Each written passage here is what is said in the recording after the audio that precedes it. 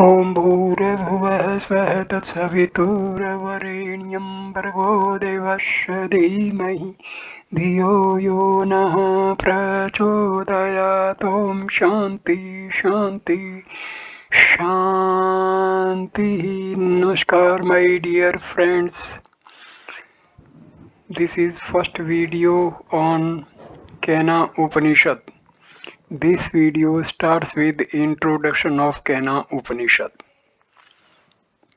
The Kena Upanishad, so called because it begins with the word Kena, is also known as the Talavakara Upanishad because it formed the ninth chapter of the Talavakara Brahmana of the Samaveda.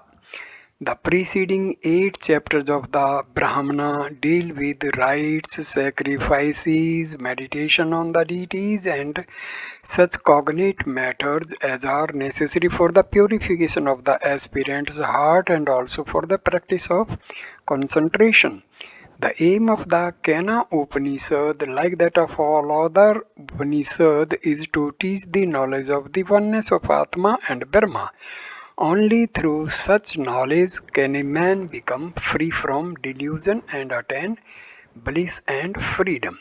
The Kena Upanishad is divided into 4 chapters. The first 2 are in the form of a dialogue between a disciple and his spiritual preceptor.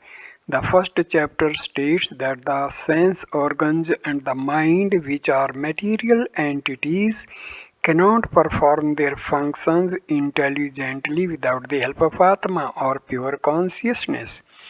Atma itself cannot be comprehended by any of them. It remains forever unknown to and unknowable by the senses and the mind. If an unillumined person, we read in the second chapter, boast that he has known Brahma, he really knows very little of it. But the truly wise man realizes that the infinite and attributeless Brahma can never be an object of knowledge. A finite object may indicate some of the attributes of Brahma but can never reveal its true nature. On the other hand, the analysis of mental states points to the presence of pure consciousness in man. The mind itself is an inert material entity but is transparent and on that account reflects the light of pure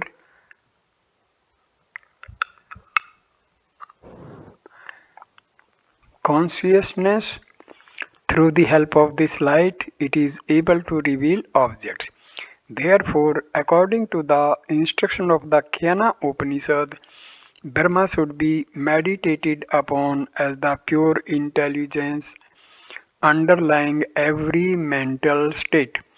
Through practice of proper spiritual disciplines, a seeker can realize Brahma in this very life. It need not be only an afresh death experience. The third and fourth chapters describe through a parable the inability of the finite senses to realize the infinite Brahma. In a battle between the gods and the demons, so the story runs. The former won the victory but claimed the glory for themselves. Forgetting that they were mere instruments of Brahma, the Supreme Lord, in order to remove this delusion, the Lord appeared as distant as a spirit. The gods of fire and wind, conscious of their power, approached it to learn who it was, but did not succeed. Then Indra, the king of the gods, came forward. The spirit vanished, and there appeared in its place a woman of exquisite beauty who taught Indra that the gods had won the victory through the power and grace of the Supreme Lord alone. He was further told that Brahma was the real operator and that they were mere instruments.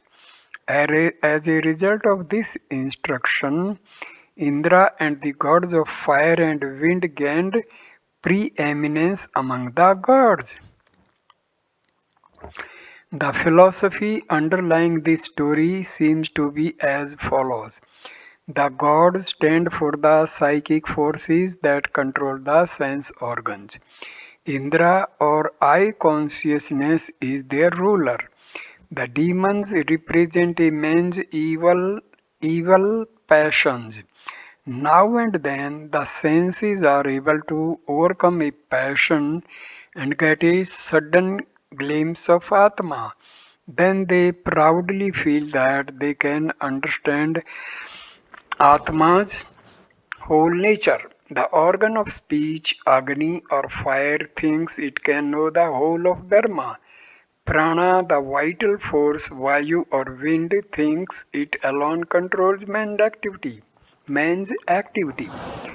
They soon realize, however, the futility of their power and beat a retreat.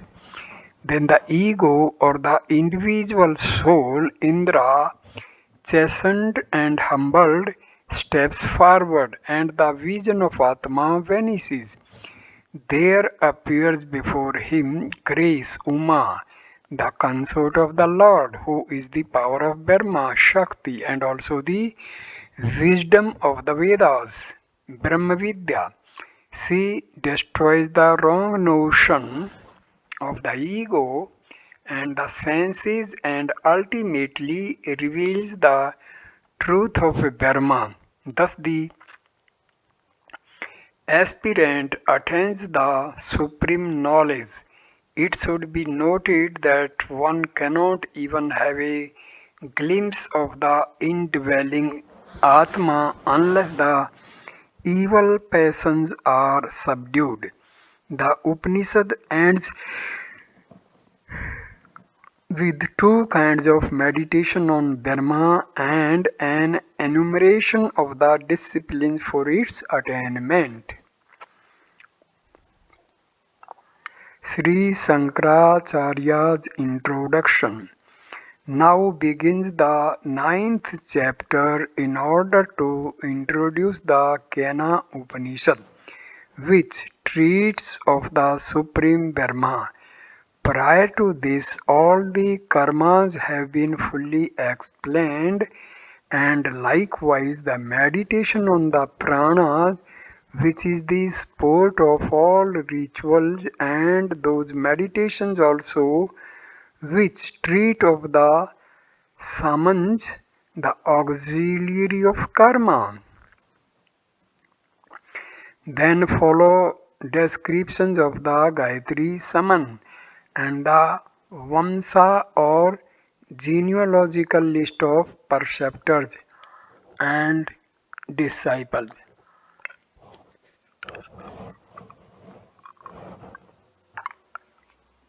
When all meditations described above are faithfully performed, they tend to purify the mind of the seeker of liberation who is free from desires. On the other hand, he who performs the actions laid down in the Shrutis and Smritis but cherishes desires and is devoid of knowledge follows as a result the southern path and returns to samsara. But those who, following their natural impulses, engage in action forbidden by the scriptures, degrade themselves and are reborn in lower bodies, ranging from beast to unmoving objects. The Kena Upanishad form the ninth chapter of a Brahmana belonging to the Samaveda. The Vedas are in the main divided. The Vedas are in the main divided into two sections, namely the Mantra and the Brahmana, which latter includes most of the Upanishads. According to Anandagiri, the Kena Upanishad belong to the recension of the Talvakaras. That is to say, in the 8 preceding chapters, which deal with various sacrifices and forms of ritualistic worship conducive to the happiness here and happy hereafter of their performers. When these worships are performed without any desire for earthly or celestial gain, they purify the heart. It is the contention of Sankaracharya that karma, ritualistic worship, or humanitarian activities cannot directly bring about liberation but is necessary for the purification of the heart, without which a man cannot cultivate the knowledge of Dharma.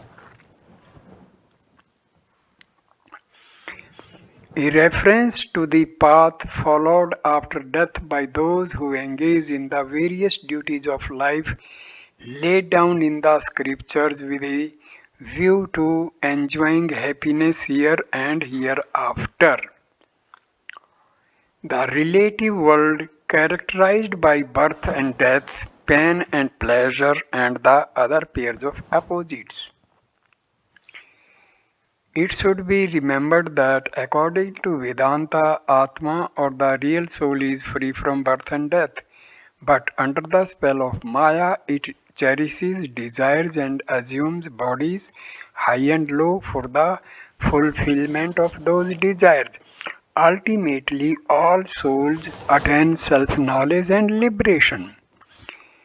In support of the above, the Vedas say those who perform action under the compulsion of their natural desires do not travel either by the northern or the southern path. They are born as small creatures such as worms and insects, victims of repeated births and deaths.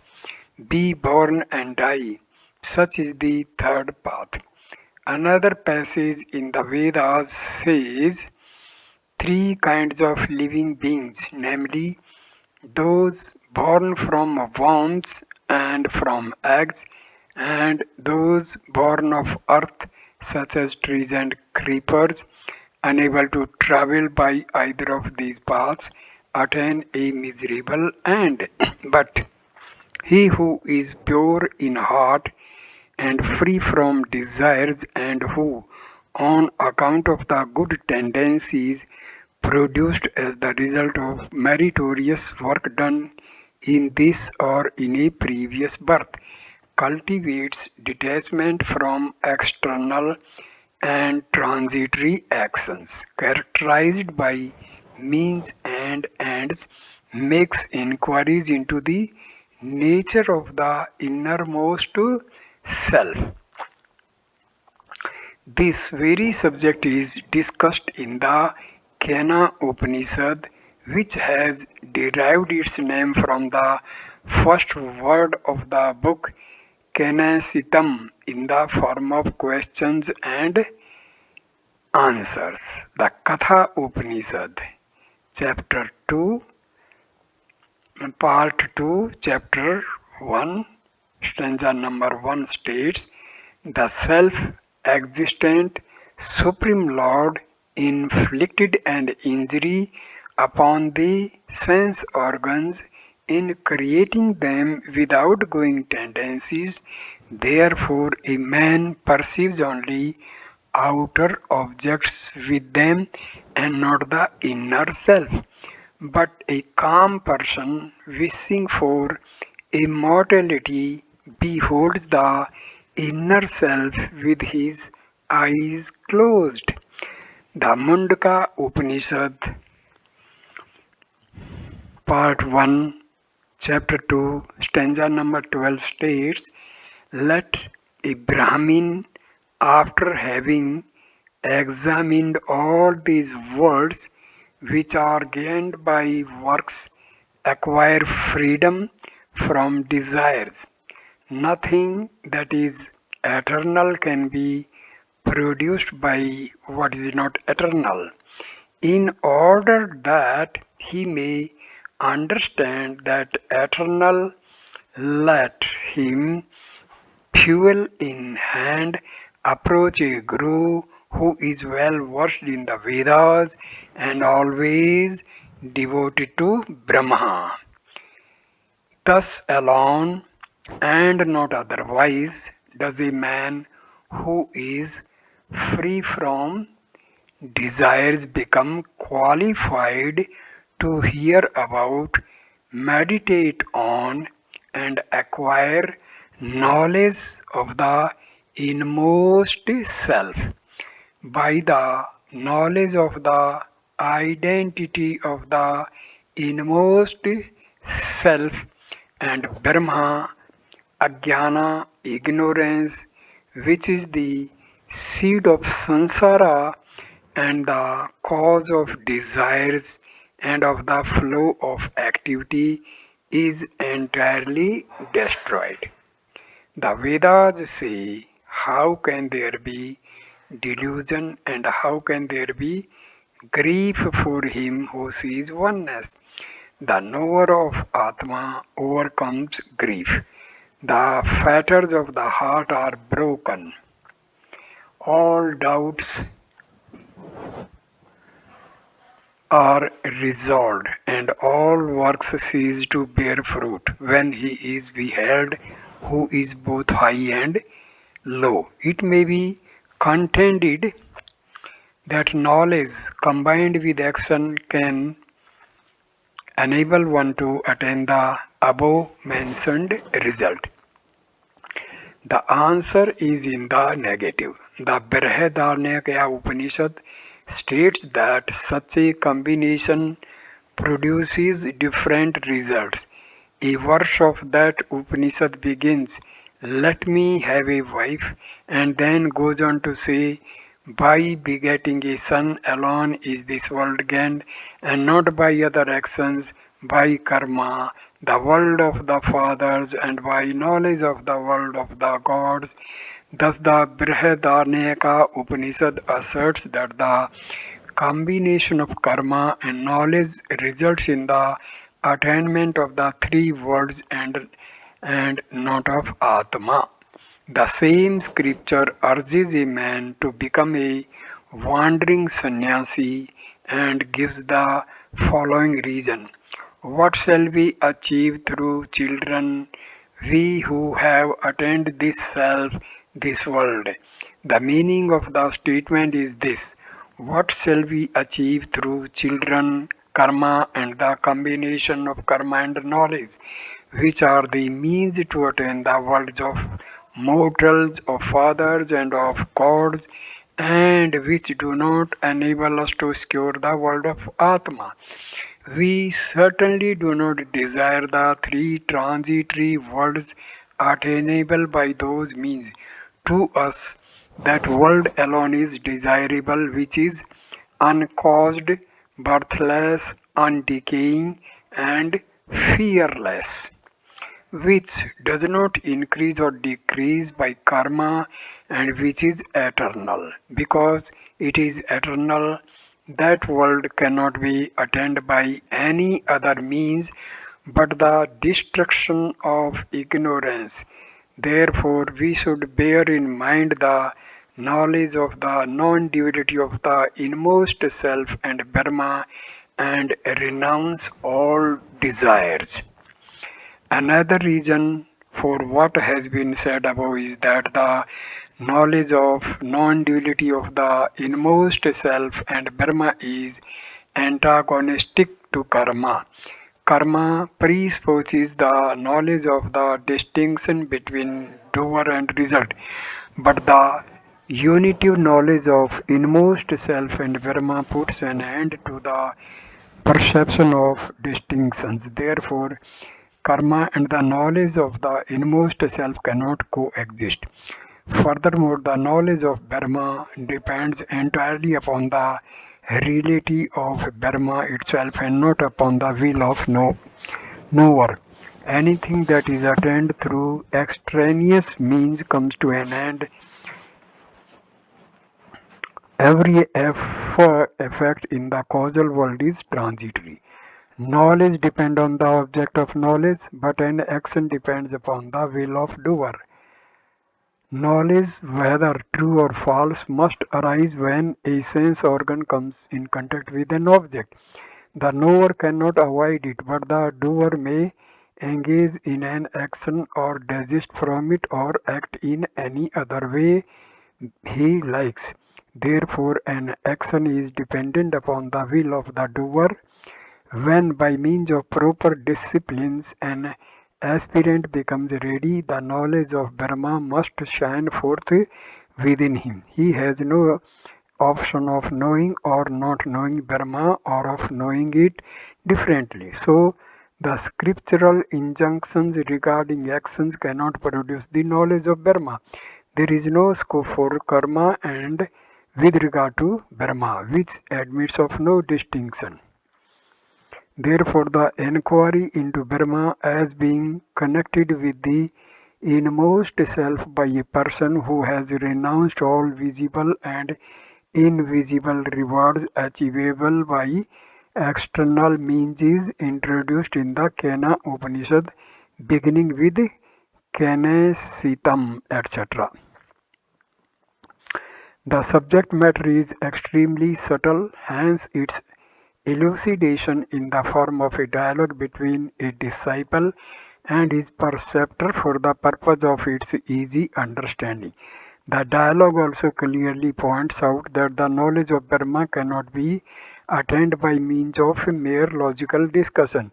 The Vedas say this knowledge cannot be attained by reasoning. He who has studied under a preceptor knows the knowledge that is obtained from a teacher becomes fruitful. The Bhagavad Gita says, learn it by prostration before a teacher.